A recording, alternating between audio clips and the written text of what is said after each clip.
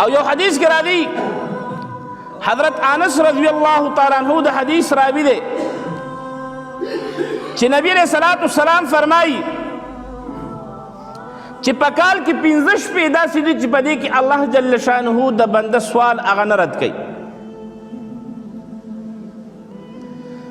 یو په هغې کې د رجب د میاشتې ړومبنۍ ورځ ده شپه ده، یو د شعبان 15مه شپه ده چې دې پسې دا کومه میاشت ده دې میاشتې 15مه شپه، او یو د اخترونو د دواړو شپه، او یو د جمعې مبارکې شپه.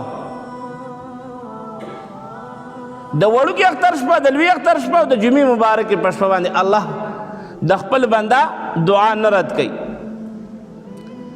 اوس موږ او تاسو سوچ وکړو چې زما د ژوند څونه اهمې موقع او اهم اوقات زما نه تیر شو، او څونه هغه چې کوم دی زما لاپرواهي په هغې کې کړې ده. ما له د خپل عمل هغه پته ده، تاسو له د خپل عمل پته ده، بل چاته د بل عمل هغه پته دومره نه لګېږي چې څومره ما له د خپل عمل هغه پته لګېږي، او د خپل ځان سره حساب د هغې ما ته پته شته. نن زموږ معامله الټه شوه، زموږ د بل سره حساب شته خو د ځان سره حساب نشته. موږ په خبره قدم قدم باندې د بل سره حساب کوو.